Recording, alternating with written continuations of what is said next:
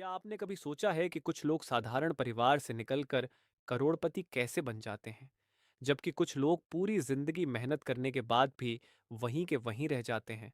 क्या सफलता सिर्फ किस्मत का खेल है, या फिर अमीर लोगों के पास कोई ऐसा रहस्य है जो आम लोगों को नहीं पता?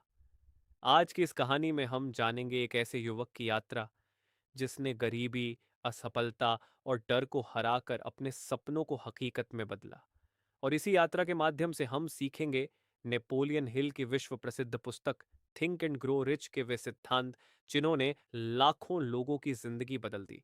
वीडियो को अंत तक जरूर देखें, क्योंकि आखिरी अध्याय में वह रहस्य छिपा है जिसे नेपोलियन हिल ने सफलता की सबसे बड़ी कुंजी कहा है। अध्याय एक, इच्छा, डिजायर। एक छोटे से गांव में अर्जुन नाम का युवक रहता था। उसके परिवार की आर्थिक स्थिति बहुत कमजोर थी। पिता किसान थे और घर का खर्च मुश्किल से चलता था। एक दिन अर्जुन शहर गया। वहां उसने बड़े बड़े घर, शानदार गाड़ियां और सफल लोगों को देखा।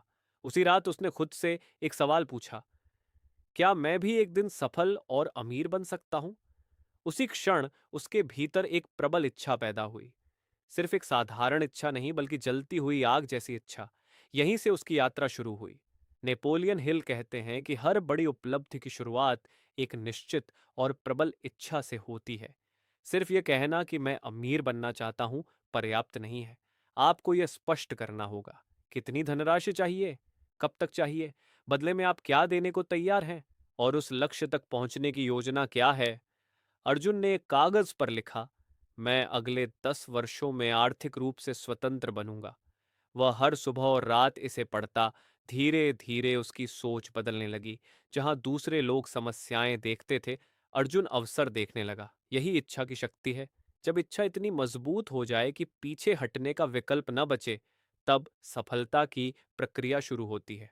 अध्याय दो, विश्वास, फेथ। अर्जुन ने अपना लक्ष्य तो लिख लिया था, लेकिन उसके सामने एक बड़ी समस्या थी। उसे खुद पर विश्वास नहीं था। जब भी वह अपने सपनों के बारे में सोचता, उसके मन में एक आवाज आती, तुम गरीब परिवार से हो, तुम्हारे पास पैसे नहीं हैं, तुम सफल नहीं हो सकते। एक दिन अर्जुन की मुलाकात एक बुजुर्ग व्यापारी से हुई।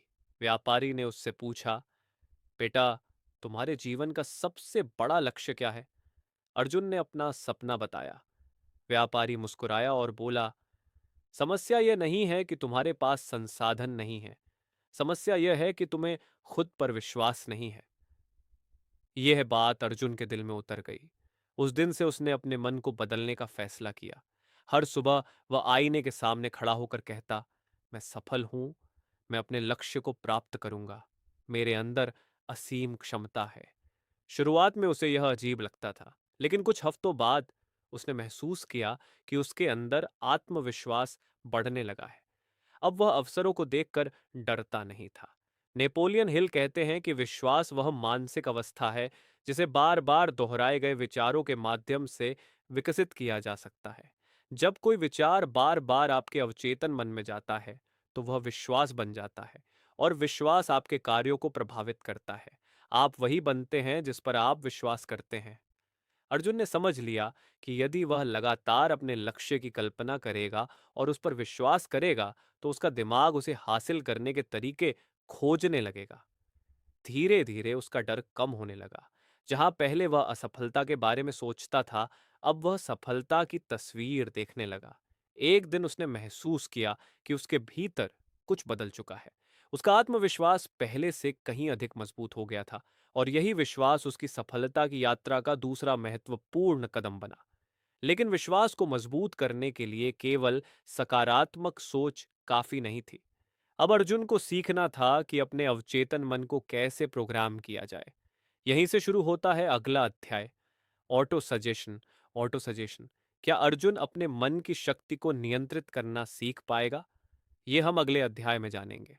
अध्याय तीन, ऑटो सजेशन। विश्वास की शक्ति को समझने के बाद अर्जुन के मन में एक सवाल था, अगर विचार सचमुच हमारी जिंदगी बदल सकते हैं, तो क्या मैं अपने मन को सफलता के लिए प्रशिक्षित कर सकता हूं? एक दिन वह उसी बुजुर्ग व्यापारी के पास गया। व्यापारी ने मुस्कुराते हुए कहा, अर्जुन, तुम्हारा अवचेतन मन एक उपजाऊ खेत की तरह है। उसमें जो बीज बोओगे वही फसल उगेगी। अर्जुन ने पूछा, तो मैं सफलता के बीज कैसे बोऊं? व्यापारी ने जवाब दिया, बार बार अपने लक्ष्य, अपने सपनों और अपनी सफलता की तस्वीर अपने मन में डालकर। यही है वांटो सजेशन। उस दिन से अर्जुन ने एक नई आदत शुरू की। हर सुबह उठकर और रात को सोने से पहले वह अपना लक्ष्य जोर से पढ़ता। वह आंखें बंद करके कल्पना करता कि उसका सपना पहले ही पूरा हो चुका है। वह खुद को एक सफल व्यक्ति के रूप में देखता। वह महसूस करता कि उसके पास आत्मविश्वास है, धन है और वह अपने परिवार की हर जरूरत पूरी कर सकता है। शुरुआत में कुछ नहीं बदला, लेकिन कुछ महीनों बाद उसने महसूस किया कि उसका सोचने का तरीका पूरी तरह बदल गया है। जहां पहले वह समस्याओं पर ध्यान देता था, अब वह समाधान खोजने लगा। जहां पहले वह डरता था, अब वह अवसरों को पहचानने लगा। नेपोलियन हिल कहते हैं कि हमारा अवचेतन मन उन विचारों को स्वीकार कर लेता है जिन्हें हम बार बार भावनाओं के साथ दोहराते हैं। यदि आप लगातार डर, असफलता और नकारात्मकता के बारे में सोचेंगे, तो आपका जीवन उसी दिशा में जाएगा। लेकिन यदि आप सफलता, आत्मविश्वास और समृद्धि के विचारों को बार बार दोहराएंगे, तो आपका मन उसी दिशा में काम करने लगेगा। अर्जुन ने यह रहस्य समझ लिया। अब वह अपने मन का मालिक बन रहा था। उसने अपने कमरे की दीवार पर बड़े अक्षरों में लिखा, मैं अपने लक्ष्य को प्राप्त करूंगा। वह दिन में कई बार इसे पढ़ता। धीरे धीरे उसका अवचेतन मन इस विचार को सच मानने लगा। और जब मन किसी बात को सच मान लेता है, तो शरीर और कार्य उसी दिशा में चलने लगते हैं। कुछ समय बाद अर्जुन को नए अवसर दिखाई देने लगे। उसे ऐसे लोग मिले जो उसकी मदद कर सकते थे। उसे नए विचार आने लगे। उसे समझ आ गया कि सफलता बाहर से नहीं आती, उसकी शुरुआत अंदर से होती है। लेकिन केवल सकारात्मक सोच ही काफी नहीं थी। अब अर्जुन को सीखना था कि सही ज्ञान कैसे प्राप्त किया जाए, क्योंकि बिना ज्ञान के इच्छा और विश्वास अधूरे हैं। यहीं से शुरू होता है अगला अध्याय, विशेष ज्ञान, स्पेशलाइज्ड नॉलेज। क्या अर्जुन सही ज्ञान की शक्ति को समझ पाएगा? ये हम अगले अध्याय में जानेंगे। अध्याय 4, विशेष ज्ञान, स्पेशलाइज्ड नॉलेज। ऑटो सजेशन की शक्ति सीखने के बाद अर्जुन का आत्मविश्वास बढ़ चुका था। लेकिन एक दिन उसे एहसास हुआ कि केवल सपने देखना और सकारात्मक सोचना ही पर्याप्त नहीं है। यदि किसी व्यक्ति को सफल डॉक्टर बनना है, तो उसे चिकित्सा का ज्ञान चाहिए। यदि किसी को सफल व्यापारी बनना है, तो उसे व्यापार की समझ चाहिए। इसी तरह हर सफलता के पीछे एक विशेष ज्ञान छिपा होता है। एक दिन अर्जुन अपने गांव के सबसे सफल व्यापारी से मिलने गया। उसने पूछा, आपकी सफलता का सबसे बड़ा रहस्य क्या है? व्यापारी ने उत्तर दिया, मैं सबसे ज्यादा पढ़ा लिखा व्यक्ति नहीं हूं, लेकिन मैं अपने काम के बारे में दूसरों से ज्यादा जानता हूं। यह सुनकर अर्जुन को एक बड़ा सबक मिला।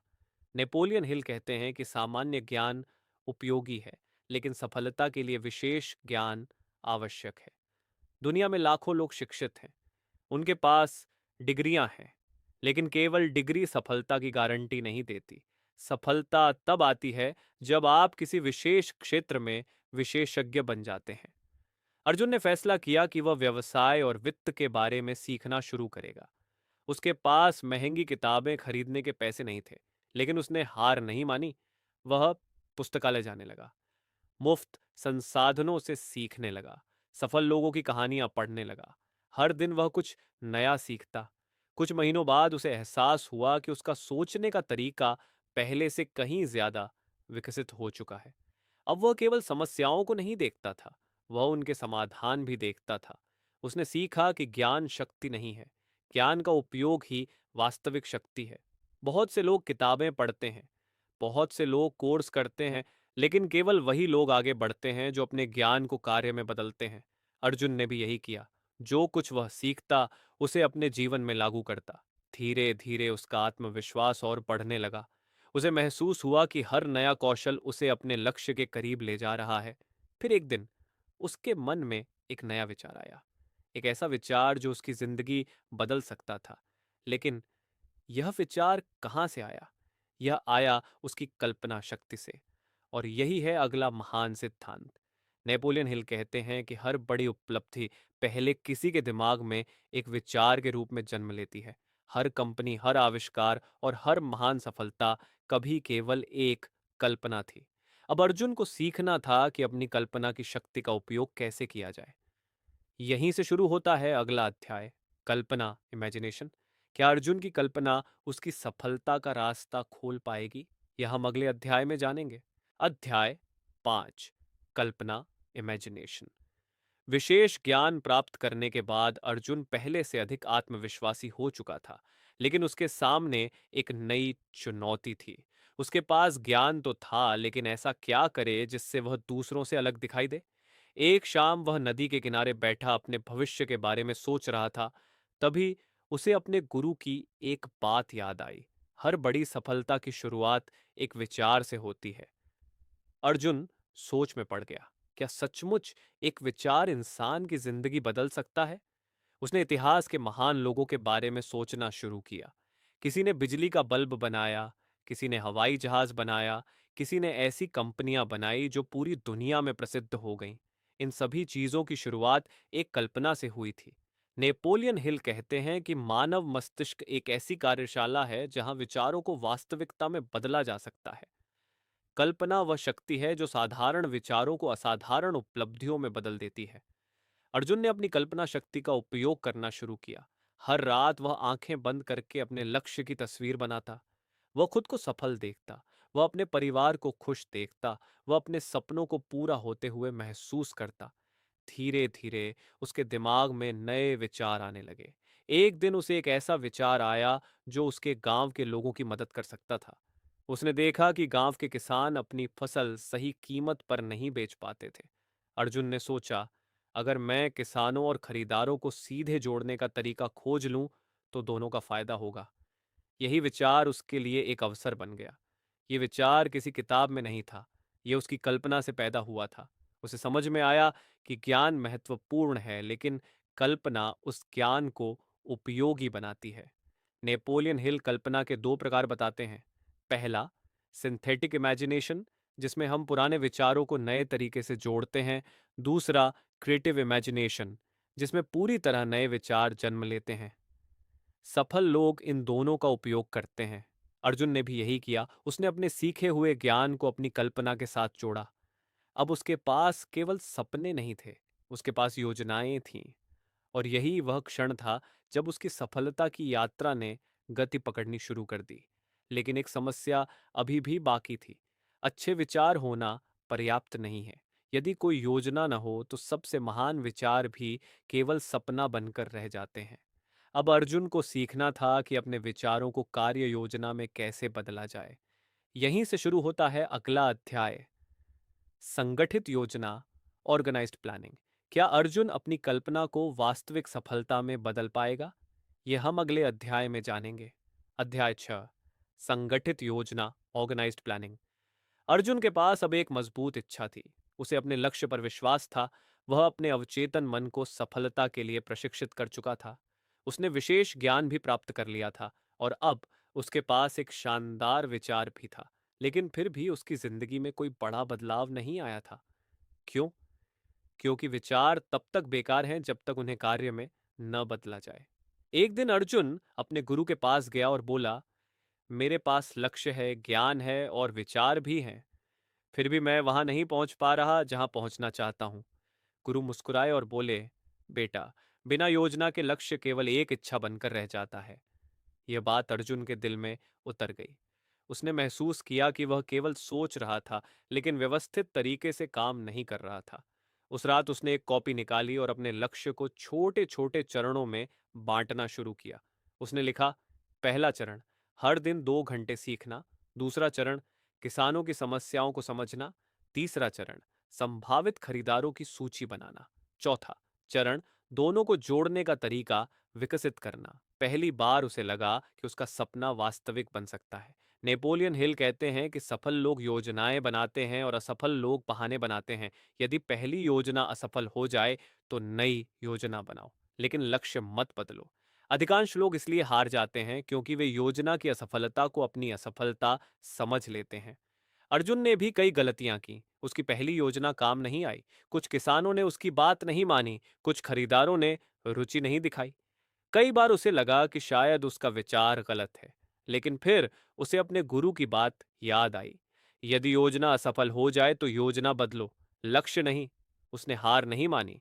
वह नई रणनीतियां बनाता रहा, नई चीजें सीखता रहा, नई गलतियां करता रहा और हर गलती से कुछ न कुछ सीखता रहा। धीरे धीरे उसके प्रयासों का परिणाम दिखने लगा। कुछ किसानों ने उसका साथ देना शुरू किया, कुछ खरीदारों ने सीधे सौदे करने में रुचि दिखाई। अब उसका विचार वास्तविकता का रूप लेने लगा था। अर्जुन ने समझ लिया कि सफलता का रहस्य केवल प्रेरणा में नहीं है। सफलता का रहस्य लगातार कार्य करने और योजनाओं को सुधारते रहने में है। लेकिन जैसे जैसे उसकी जिम्मेदारियां बढ़ीं, उसे एक और समस्या का सामना करना पड़ा। कई बार उसे महत्वपूर्ण निर्णय लेने में डर लगता था। वह सोचता रहता, अगर मैं गलत साबित हुआ तो, अगर मैं असफल हो गया तो। यही डर लाखों लोगों को उनके सपनों से दूर रखता है। अब अर्जुन को सीखना था कि निर्णय लेने की शक्ति क्या होती है। यहीं से शुरू होता है अगला अध्याय, निर्णय, डिसीजन। क्या अर्जुन अपने डर को हराकर तेज और स्पष्ट निर्णय लेना सीख पाएगा? ये हम अगले अध्याय में जानेंगे। अध्याय 7, निर्णय, डिसीजन। अर्जुन की योजना अब धीरे धीरे सफल होने लगी थी। कुछ किसान उसके साथ जुड़ चुके थे, कुछ खरीदार भी उसके काम में रुचि दिखाने लगे थे। लेकिन जैसे जैसे अवसर बढ़ रहे थे, वैसे वैसे एक नई चुनौती सामने आ रही थी। उसे महत्वपूर्ण निर्णय लेने पड़ रहे थे और हर निर्णय के साथ एक डर जुड़ा हुआ था। अगर मेरा फैसला गलत हो गया तो, अगर मैं सब कुछ खो बैठा तो। एक दिन एक बड़े व्यापारी ने अर्जुन को साझेदारी का प्रस्ताव दिया। ये अवसर उसकी जिंदगी बदल सकता था, लेकिन उसमें जोखिम भी था। अर्जुन कई दिनों तक सोचता रहा। वह लोगों से सलाह लेता, हर व्यक्ति की राय अलग थी। कोई कहता, यह मौका मत गंवाओ, तो कोई कहता, बहुत बड़ा जोखिम है। जितनी ज्यादा राय वह सुनता, उतना ही भ्रमित होता जाता। आखिरकार वह अपने गुरु के पास पहुंचा।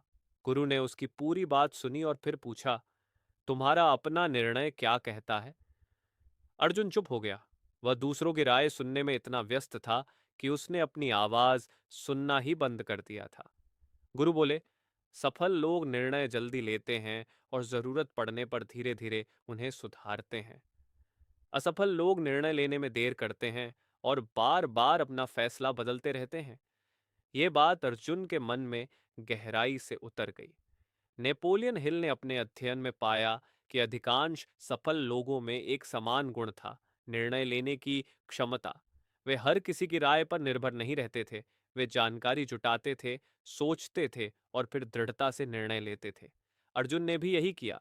उसने सभी तथ्यों का विश्लेषण किया, फायदे और नुकसान लिखे और फिर साहस के साथ अपना निर्णय लिया।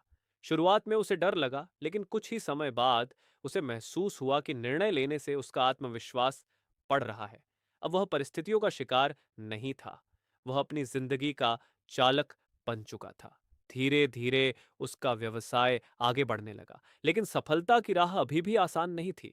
कई बार उसे असफलताओं का सामना करना पड़ा। कई बार लोग उसका मजाक उड़ाते, कई बार हालात उसके खिलाफ हो जाते। ऐसे क्षणों में अधिकांश लोग हार मान लेते हैं, लेकिन सफलता उन्हीं को मिलती है जो कठिन समय में भी डटे रहते हैं। अब अर्जुन को सीखना था सफलता का वह गुण जो हर महान व्यक्ति में पाया जाता है। वह गुण है दृढ़ता, परसिस्टेंस। क्या अर्जुन असफलताओं के बावजूद अपने लक्ष्य की ओर बढ़ता रहेगा, या फिर वह भी बाकी लोगों की तरह हार मान लेगा? यह हम अगले अध्याय में जानेंगे। अध्याय 8, दृढ़ता, परसिस्टेंस। अर्जुन ने अब तक बहुत कुछ सीख लिया था। उसके पास लक्ष्य था, उसके पास योजना थी, वह निर्णय लेना भी सीख चुका था। लेकिन सफलता की यात्रा में एक ऐसी परीक्षा बाकी थी जो हर व्यक्ति को देनी पड़ती है। ये परीक्षा थी हार न मानने की। कुछ महीनों तक सब कुछ अच्छा चलता रहा। अर्जुन का काम बढ़ने लगा, लोग उसकी तारीफ करने लगे। उसे लगने लगा कि अब सफलता ज्यादा दूर नहीं है। लेकिन तभी एक बड़ी समस्या आ गई। एक बड़े खरीदार ने अचानक सौदा रद्द कर दिया। कई किसानों ने उस पर भरोसा खो दिया। कुछ लोगों ने उसका मजाक उड़ाना शुरू कर दिया। गांव में बातें होने लगीं, हमने पहले ही कहा था कि यह सफल नहीं होगा। इतने बड़े सपने देखने का यही नतीजा होता है। अर्जुन टूटने लगा। कई रातों तक वह सो नहीं पाया। उसने सोचा, शायद लोग सही कहते हैं, शायद मैं इस काम के लिए बना ही नहीं हूं। एक दिन वह निराश होकर अपने गुरु के पास पहुंचा। गुरु ने शांत स्वर में पूछा, क्या तुम्हारा लक्ष्य बदल गया है? अर्जुन बोला, नहीं, क्या तुम्हारा सपना अब भी वही है? जी हाँ। गुरु मुस्कुराए। फिर बोले, तो फिर हार मानने का सवाल ही नहीं उठता। यदि लक्ष्य नहीं बदला तो केवल रास्ता बदलेगा। ये सुनकर अर्जुन की आंखें खुल गईं। नेपोलियन हिल कहते हैं कि अधिकांश लोग सफलता के ठीक पहले हार मान लेते हैं। वे असफलता को अंतिम परिणाम समझ लेते हैं, जबकि असफलता केवल एक संकेत होती है कि आपको अपना तरीका बदलने की जरूरत है। अर्जुन ने फैसला किया कि वह हार नहीं मानेगा। उसने अपनी गलतियों का विश्लेषण किया, नई योजना बनाई, नए खरीदार खोजे, किसानों से दोबारा बात की। हर दिन वह एक छोटा कदम आगे बढ़ता रहा। कभी कभी प्रगति बहुत धीमी होती थी, लेकिन वह रुकता नहीं था। धीरे धीरे परिस्थितियां बदलने लगीं। जिन लोगों ने उसका मजाक उड़ाया था, वे अब उसके काम की चर्चा करने लगे। जिन लोगों ने उस पर विश्वास नहीं किया था, वे अब उसके साथ जुड़ना चाहते थे। अर्जुन ने समझ लिया कि सफलता का रहस्य प्रतिभा में नहीं है। सफलता का रहस्य लगातार प्रयास करते रहने में है। दुनिया के अधिकांश लोग शुरुआत तो कर देते हैं, लेकिन बहुत कम लोग अंत तक टिके रहते हैं। और यही कारण है कि सफलता कुछ लोगों के हिस्से में आती है। अब अर्जुन पहले से कहीं अधिक मजबूत बन चुका था, लेकिन उसे एक और बड़ा रहस्य सीखना था। एक ऐसा सिद्धांत जिसने दुनिया के कई महान लोगों को असाधारण सफलता दिलाई। यह था मास्टरमाइंड की शक्ति, the power of the mastermind. क्या अर्जुन सही लोगों की मदद से अपनी सफलता को कई गुना बढ़ा पाएगा? ये हम अगले अध्याय में जानेंगे। अध्याय 9, मास्टरमाइंड की शक्ति, the power of the master mind. दृढ़ता की परीक्षा पास करने के बाद अर्जुन पहले से कहीं अधिक मजबूत बन चुका था। अब उसे यह विश्वास हो गया था कि कोई भी असफलता उसे उसके लक्ष्य से नहीं रोक सकती। लेकिन उसकी यात्रा का अगला सबक उससे भी अधिक महत्वपूर्ण था। एक दिन अर्जुन अपने काम को आगे बढ़ाने की कोशिश कर रहा था। वह दिन रात मेहनत कर रहा था। फिर भी उसे महसूस हो रहा था कि उसकी प्रगति उतनी तेज नहीं है जितनी होनी चाहिए। वह हर काम अकेले करने की कोशिश कर रहा था। योजनाएं बनाना, लोगों से मिलना, समस्याएं सुलझाना, नए अवसर खोजना, सब कुछ अकेले। धीरे धीरे वह थकने लगा। तभी उसके गुरु ने उसे बुलाया। उन्होंने अर्जुन से पूछा, क्या तुम जानते हो कि एक अकेला व्यक्ति कितनी दूर जा सकता है? अर्जुन ने कहा, शायद। बहुत दूर? गुरु मुस्कुराए। फिर बोले, एक व्यक्ति तेज चल सकता है, लेकिन एक मजबूत टीम बहुत दूर तक जा सकती है। ये बात अर्जुन के मन में बैठ गई। नेपोलियन हिल कहते हैं कि जब दो या दो से अधिक लोग एक समान उद्देश्य के लिए पूर्ण सामंजस्य के साथ काम करते हैं, तो एक नई शक्ति उत्पन्न होती है। इसे ही मास्टरमाइंड कहा जाता है। ये केवल लोगों का समूह नहीं है, ये विचारों, अनुभवों और क्षमताओं का संगम है। अर्जुन ने इस सिद्धांत को अपनाने का निर्णय लिया। उसने अपने आसपास ऐसे लोगों को जोड़ना शुरू किया जो उससे बेहतर थे। एक व्यक्ति को व्यापार की अच्छी समझ थी, दूसरा तकनीक में कुशल था, तीसरा लोगों से संबंध बनाने में माहिर था। अब अर्जुन अकेला नहीं था। जब कोई समस्या आती तो पूरी टीम मिलकर समाधान खोजती। जब कोई नया अवसर आता तो सभी अपने विचार साझा करते। कुछ ही महीनों में अर्जुन ने महसूस किया कि उसकी प्रगति कई गुना तेज हो गई है। जहां पहले एक समस्या सुलझाने में कई दिन लग जाते थे, अब कुछ घंटों में समाधान मिल जाता था। उसने समझ लिया कि सफलता केवल व्यक्तिगत प्रतिभा का परिणाम नहीं है। सफलता सही लोगों के साथ सही दिशा में काम करने का परिणाम है। दुनिया के लगभग सभी महान नेताओं, उद्योगपतियों और सफल व्यक्तियों के पीछे एक मजबूत टीम होती है। कोई भी व्यक्ति पूरी दुनिया का ज्ञान अकेले नहीं रख सकता, लेकिन सही लोगों के साथ मिलकर वह असीम शक्ति प्राप्त कर सकता है। अर्जुन का आत्मविश्वास अब पहले से कहीं अधिक बढ़ चुका था, लेकिन उसकी यात्रा अभी पूरी नहीं हुई थी। अब उसे अपने सबसे शक्तिशाली साथी से परिचित होना था। एक ऐसा साथी जो हर समय उसके साथ था, जिसे वह देख नहीं सकता था, लेकिन जो उसकी हर सोच, हर भावना और हर निर्णय को प्रभावित करता था। वह था अवचेतन मन, द सबकॉन्शियस माइंड। क्या अर्जुन अपने अवचेतन मन की छिपी हुई शक्ति को समझ पाएगा? और क्या यही शक्ति उसे उसके सपनों तक पहुंचाएगी? ये हम अगले अध्याय में जानेंगे। अध्याय 10, अवचेतन मन, द सबकॉन्शियस माइंड। मास्टरमाइंड की शक्ति को समझने के बाद अर्जुन की सफलता की गति बढ़ने लगी थी। उसका आत्मविश्वास मजबूत था। उसकी टीम उसका साथ दे रही थी। लेकिन एक दिन उसके गुरु ने उससे कहा, अर्जुन, तुम्हारी सबसे बड़ी ताकत तुम्हारी टीम नहीं है। तुम्हारी सबसे बड़ी ताकत तुम्हारे भीतर छिपी हुई है। अर्जुन ने आश्चर्य से पूछा, मेरे भीतर? गुरु ने कहा, हाँ, तुम्हारा अवचेतन मन। अर्जुन यह सुनकर सोच में पड़ गया। वह जानता था कि उसका दिमाग सोचता है, लेकिन अवचेतन मन की शक्ति क्या होती है, यह वह नहीं समझता था। गुरु ने समझाया, तुम्हारा चेतन मन एक माली की तरह है और तुम्हारा अवचेतन मन एक उपजाऊ खेत की तरह। माली जो बीज बोता है, खेत वहीं उगाता है। खेत यह नहीं देखता कि बीज अच्छा है या बुरा, वह केवल उसे बढ़ाता है। यह सुनकर अर्जुन को अपने पिछले वर्षों की याद आई। जब वह लगातार डर के बारे में सोचता था, तो उसका जीवन भी डर से भरा हुआ था। जब वह असफलता की कल्पना करता था, तो हर जगह समस्याएं दिखाई देती थीं। लेकिन जब उसने विश्वास और सफलता के विचार बोने शुरू किए, तो उसकी दुनिया बदलने लगी। नेपोलियन हिल कहते हैं कि अवचेतन मन हमारे सभी विचारों और भावनाओं को संग्रहित करता है। जो विचार बार बार दोहराए जाते हैं, वे अवचेतन मन में गहराई से बैठ जाते हैं। फिर अवचेतन मन उन विचारों को वास्तविकता में बदलने के लिए काम करना शुरू कर देता है। अर्जुन ने एक प्रयोग करने का फैसला किया। हर रात सोने से पहले वह अपने लक्ष्य की कल्पना करता। वह अपने सपनों को पूरा हुआ महसूस करता। वह अपने परिवार की खुशी देखता।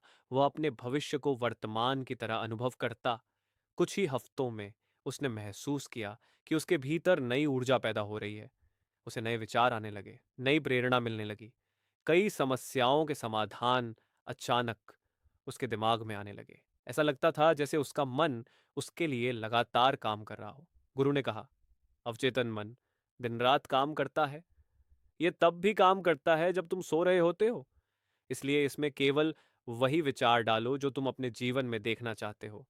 अर्जुन ने यह नियम अपना लिया। उसने शिकायत करना बंद कर दिया। उसने नकारात्मक लोगों से दूरी बनानी शुरू कर दी। उसने अपने मन को सकारात्मक विचारों, लक्ष्यों और विश्वास से भर दिया। धीरे धीरे उसका जीवन बदलने लगा। अब वह समझ चुका था कि सफलता बाहर की दुनिया से पहले भीतर की दुनिया में जन्म लेती है। लेकिन गुरु ने उसे बताया कि अभी एक और बड़ा रहस्य बाकी है। एक ऐसी शक्ति जो विचारों को एक व्यक्ति से दूसरे व्यक्ति तक पहुंचाती है। एक ऐसी शक्ति जो मानव मस्तिष्क को असीम संभावनाओं से जोड़ती है। वह शक्ति थी मस्तिष्क, द ब्रेन। क्या अर्जुन अपने मस्तिष्क की वास्तविक क्षमता को पहचान पाएगा? ये हम अगले अध्याय में जानेंगे। अध्याय 11, मस्तिष्क, द ब्रेन। अवचेतन मन की शक्ति को समझने के बाद अर्जुन के भीतर एक नई जागरूकता पैदा हो चुकी थी। उसे महसूस होने लगा था कि उसके विचार उसकी वास्तविकता को आकार देते हैं। लेकिन उसके गुरु ने कहा, अर्जुन, अभी तुमने केवल आधा रहस्य जाना है। अब तुम्हें उस उपकरण को समझना होगा जिसके माध्यम से तुम्हारे विचार शक्ति प्राप्त करते हैं। वह उपकरण है तुम्हारा मस्तिष्क। अर्जुन ध्यान से सुनने लगा। गुरु बोले, मस्तिष्क केवल सोचने का यंत्र नहीं है। ये एक प्रसारण केंद्र भी है और एक ग्रहण करने वाला केंद्र भी। अर्जुन को यह बात समझ नहीं आई। गुरु ने उदाहरण दिया, क्या तुमने रेडियो देखा है? जब तक सही फ्रीक्वेंसी न मिले, आवाज नहीं आती। लेकिन जैसे ही सही तरंग मिलती है, संदेश सुनाई देने लगता है। मानव मस्तिष्क भी कुछ ऐसा ही है। नेपोलियन हिल के अनुसार हमारा मस्तिष्क विचारों की तरंगों को भेजता और प्राप्त करता है। जब कोई व्यक्ति किसी लक्ष्य पर पूरी भावना और विश्वास के साथ ध्यान केंद्रित करता है, तो उसका मस्तिष्क उस दिशा में काम करने लगता है। अर्जुन ने इस सिद्धांत को अपने जीवन में लागू करना शुरू किया। अब वह केवल मेहनत नहीं करता था, वह अपने विचारों की गुणवत्ता पर भी ध्यान देता था। उसने देखा कि जब वह उत्साहित और सकारात्मक होता है, तो उसके दिमाग में नए विचार तेजी से आते हैं। जब वह डर या चिंता में होता है, तो उसकी सोच सीमित हो जाती है। धीरे धीरे उसे समझ आने लगा कि उसकी मानसिक अवस्था ही उसकी क्षमता को नियंत्रित करती है। एक दिन उसकी टीम एक बड़ी समस्या में फंस गई। कई दिनों तक कोई समाधान नहीं मिला। सभी लोग निराश होने लगे, लेकिन अर्जुन ने हार नहीं मानी। उस रात उसने शांत मन से समस्या पर विचार किया और फिर सो गया। अगली सुबह जागते ही उसके मन में एक नया समाधान आया। वह इतना सरल था कि सभी लोग हैरान रह गए। समस्या कुछ ही दिनों में हल हो गई। तब अर्जुन को एहसास हुआ कि उसका मस्तिष्क लगातार काम कर रहा था, यहां तक कि नींद में भी। गुरु ने कहा, जब तुम्हारा मस्तिष्क सकारात्मक भावनाओं से भरा होता है तो उसकी शक्ति कई गुना बढ़ जाती है। लेकिन जब वह भय, ईर्ष्या, क्रोध और संदेह से भर जाता है तो उसकी क्षमता घट जाती है। अर्जुन ने अपने जीवन का एक नया नियम बना लिया। वह अपने विचारों और भावनाओं की रक्षा करेगा। वह अपने मन को उन चीजों से भरेगा जो उसे मजबूत बनाती है। धीरे धीरे उसकी समझ बढ़ती गई। लेकिन उसकी यात्रा का सबसे रहस्यमय अध्याय अभी बाकी था। एक ऐसा सिद्धांत जिसे नेपोलियन हिल ने सफलता का सबसे उच्च स्तर कहा है। एक ऐसी शक्ति जो तर्क से परे है। एक ऐसी शक्ति जो महान नेताओं, वैज्ञानिकों और सफल लोगों को सही समय पर सही दिशा दिखाती है। वह शक्ति थी अध्याय 12, छठी इंद्रिय, द सिक्स्थ सेंस। अर्जुन ने इच्छा, विश्वास, ज्ञान, योजना, निर्णय, दृढ़ता और अवचेतन मन की शक्ति को समझ लिया था। उसका जीवन बदल चुका था। उसका काम बढ़ रहा था। लोग उसका सम्मान करने लगे थे। लेकिन उसके गुरु ने कहा, अर्जुन, सफलता की यात्रा का सबसे रहस्यमय और सबसे शक्तिशाली अध्याय अभी बाकी है। ये वह शक्ति है जिसे न देखा जा सकता है, न छुआ जा सकता है। लेकिन जब यह जागृत हो जाती है तो इंसान सही समय पर सही निर्णय लेने लगता है। अर्जुन ने पूछा, क्या यह कोई जादू है? गुरु मुस्कुराए, नहीं, यह तुम्हारी छठी इंद्रिय है। अर्जुन उत्सुक हो गया। गुरु ने समझाया, जब तुम्हारा मन इच्छा, विश्वास, ज्ञान और अनुभव से भर जाता है तब तुम्हारे भीतर एक नई क्षमता विकसित होती है। इसे लोग अंतर्ज्ञान कहते हैं। कई बार तुम्हें बिना किसी स्पष्ट कारण के महसूस होता है कि कौन सा रास्ता सही है। यही छठी इंद्रिय की आवाज होती है। कुछ दिनों बाद अर्जुन के सामने एक बड़ा अवसर आया। एक निवेशक उसके व्यवसाय में पैसा लगाना चाहता था। प्रस्ताव बहुत आकर्षक था। कागजों पर सब कुछ सही दिखाई दे रहा था। उसकी टीम भी इस प्रस्ताव के पक्ष में थी। लेकिन अर्जुन के मन में अजीब सी बेचैनी थी। उसे लग रहा था कि कहीं कुछ गलत है। उसके पास कोई सबूत नहीं था, कोई तर्क नहीं था। फिर भी उसका मन बार बार उसे सावधान रहने के लिए कह रहा था। उसने जल्दबाजी में निर्णय नहीं लिया। उसने और जांच की। कुछ दिनों बाद उसे पता चला कि वह निवेशक पहले भी कई लोगों को धोखा दे चुका था। अगर अर्जुन ने केवल लालच में निर्णय लिया होता तो उसका वर्षों का परिश्रम बर्बाद हो सकता था। उस दिन उसने पहली बार अपनी छठी इंद्रिय की शक्ति को महसूस किया। नेपोलियन हिल कहते हैं कि छठी इंद्रिय सफलता के सभी सिद्धांतों के अभ्यास के बाद विकसित होती है। यह कोई जादुई शक्ति नहीं है, यह आपके अनुभव, ज्ञान, अवचेतन मन और विश्वास का संयुक्त परिणाम है। जब आपका मन शांत होता है तब आप उसकी आवाज सुन पाते हैं। लेकिन जब मन भय, तनाव और शोर से भरा होता है तब यह आवाज दब जाती है। अर्जुन ने ध्यान करना शुरू किया। हर दिन कुछ समय अकेले बिताने लगा। वह अपने विचारों को सुनने लगा। धीरे धीरे उसकी अंतर्ज्ञान शक्ति और मजबूत होती गई। अब वह केवल तथ्यों के आधार पर ही नहीं बल्कि अपनी गहरी समझ के आधार पर भी निर्णय लेने लगा। उसकी सफलता पहले से कहीं अधिक तेजी से बढ़ने लगी। लेकिन गुरु ने उसे चेतावनी दी। उन्होंने कहा, अब तुम सफलता के बहुत करीब हो, लेकिन सफलता के रास्ते में छह ऐसे दुश्मन हैं जो सबसे मजबूत व्यक्ति को भी रोक सकते हैं। ये दुश्मन बाहर नहीं, तुम्हारे भीतर रहते हैं।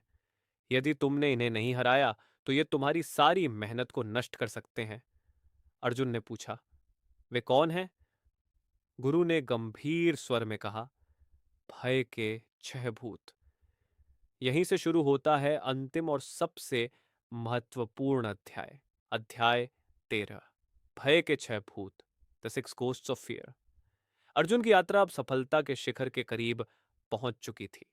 उसने इच्छा की शक्ति सीखी। उसने विश्वास विकसित किया। उसने ज्ञान प्राप्त किया। उसने योजनाएं बनाई। उसने निर्णय लेना सीखा। उसने दृढ़ता दिखाई। उसने अपने अवचेतन मन और छठी इंद्रिय की शक्ति को पहचाना। लेकिन उसके गुरु जानते थे कि अंतिम परीक्षा अभी बाकी है। एक शाम वे अर्जुन को पहाड़ी की चोटी पर ले गए। सूर्य अस्त हो रहा था। चारों ओर शांति थी। गुरु ने कहा, अर्जुन, दुनिया में अधिकांश लोग इसलिए असफल नहीं होते क्योंकि उनमें क्षमता की कमी होती है। वे असफल होते हैं क्योंकि वे भय के कैदी बन जाते हैं। अर्जुन ने पूछा, कौन से भय? गुरु बोले, छह ऐसे भय हैं जो इंसान की सफलता को नष्ट कर देते हैं। पहला भूत, गरीबी का भय। यह सबसे बड़ा भय है। लोग अपने सपनों का पीछा नहीं करते क्योंकि उन्हें डर होता है कि कहीं वे सब कुछ न खो दें। वे सुरक्षित जीवन चुनते हैं। वे जोखिम लेने से डरते हैं। अर्जुन को भी यह भय था, लेकिन उसने सीखा कि गरीबी का भय इंसान को गरीब बनाए रखता है। दूसरा भूत, आलोचना का भय। बहुत से लोग कुछ नया शुरू नहीं करते क्योंकि उन्हें डर होता है कि लोग क्या कहेंगे। जब अर्जुन ने अपना काम शुरू किया था तो गांव के लोग उसका मजाक उड़ाते थे। अगर वह उनकी बातों से डर जाता तो कभी आगे नहीं बढ़ पाता। गुरु ने कहा, लोग हमेशा कुछ न कुछ कहेंगे, लेकिन तुम्हारा भविष्य उनकी राय से नहीं, तुम्हारे निर्णयों से तय होगा। तीसरा भूत, बीमारी का भय। कुछ लोग हमेशा बीमारी और समस्याओं के बारे में सोचते रहते हैं। धीरे धीरे उनका मन कमजोर होने लगता है। अर्जुन ने सीखा कि स्वास्थ्य का ध्यान रखना जरूरी है, लेकिन हर समय बीमारी के डर में जीना भी उतना ही नुकसानदायक है। चौथा भूत, प्रेम खोने का भय। कई लोग असुरक्षा और संदेह में जीते हैं। उन्हें डर रहता है कि कहीं उनके प्रिय लोग उनसे दूर न हो जाएं। यह भय उनके मन की शांति छीन लेता है। गुरु ने कहा, जहां विश्वास होता है वहां भय की जगह नहीं होती। पांचवा भूत, बुढ़ापे का भय। कुछ लोग उम्र बढ़ने से डरते हैं। वे सोचते हैं कि अब बहुत देर हो चुकी है, लेकिन इतिहास ऐसे लोगों से भरा है जिन्होंने जीवन के बाद के वर्षों में सबसे बड़ी सफलताएं हासिल की। गुरु ने कहा, उम्र नहीं, सोच बूढ़ी होती है। छठा भूत, मृत्यु का भय। यह सबसे गहरा भय है। जब इंसान मृत्यु से डरता है तो वह पूरी तरह जी नहीं पाता। वह हमेशा चिंतित रहता है। गुरु ने कहा, जीवन सीमित है, इसलिए इसे डर में नहीं, उद्देश्य में जीना चाहिए। अर्जुन की अंतिम सीख। उस रात अर्जुन बहुत देर तक सोचता रहा। उसे एहसास हुआ कि उसके जीवन की सबसे बड़ी लड़ाइयां बाहर नहीं थीं, वे उसके अपने मन के भीतर थीं। उसने देखा कि हर बार जब वह आगे बढ़ा, उसने किसी न किसी भय को हराया। जब उसने सपना देखा, उसने गरीबी के भय को हराया। जब उसने लोगों की बातों की परवाह नहीं की, उसने आलोचना के भय को हराया।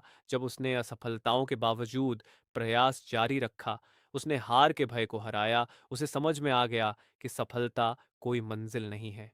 सफलता एक मानसिक अवस्था है। ये उस व्यक्ति को मिलती है जो अपने मन को नियंत्रित करना सीख लेता है। पुस्तक का अंतिम संदेश। वर्षों बाद अर्जुन एक सफल व्यक्ति बन चुका था। एक दिन एक युवा लड़का उसके पास आया और बोला, सर, आपकी सफलता का सबसे बड़ा रहस्य क्या है?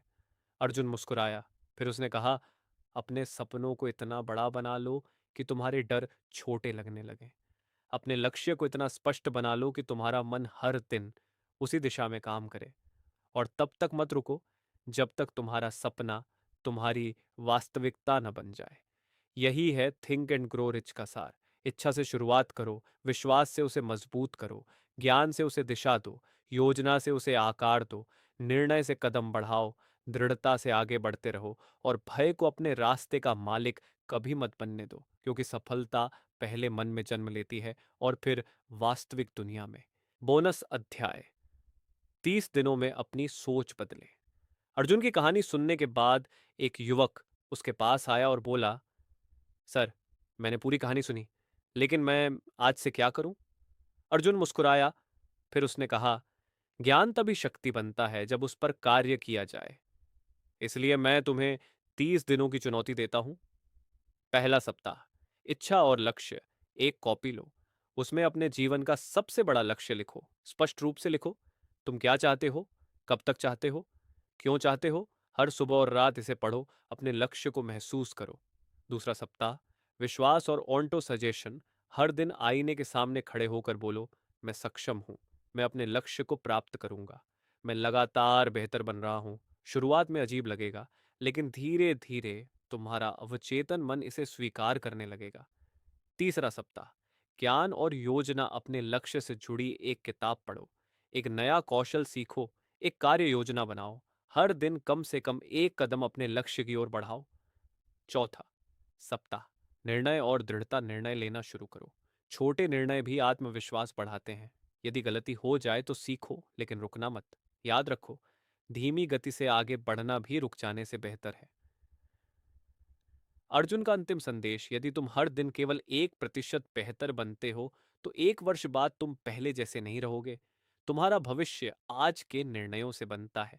सफलता अचानक नहीं आती, ये छोटे छोटे प्रयासों का परिणाम होती है। इसलिए आज ही शुरुआत करो, क्योंकि सबसे अच्छा समय कल नहीं था, सबसे अच्छा समय अभी है। और याद रखो, जो व्यक्ति अपने मन को जीत लेता है वह दुनिया की किसी भी चुनौती को जीत सकता है। अगर आपको यह पुस्तक सारांश पसंद आया हो और आपने इसमें से कोई एक सीख भी अपने जीवन में लागू करने का निर्णय लिया हो, तो वीडियो को लाइक करें, कमेंट में लिखें, मैं अपने लक्ष्य की ओर पहला कदम आज से उठाऊंगा। और ऐसी ही बेहतरीन पुस्तकों की हिंदी ऑडियो बुक और सारांश सुनने के लिए भारत ऑडियो को सब्सक्राइब करें। याद रखिए, सपने तभी सच होते हैं जब आप उनके लिए काम करना शुरू करते हैं। मिलते हैं अगली पुस्तक में।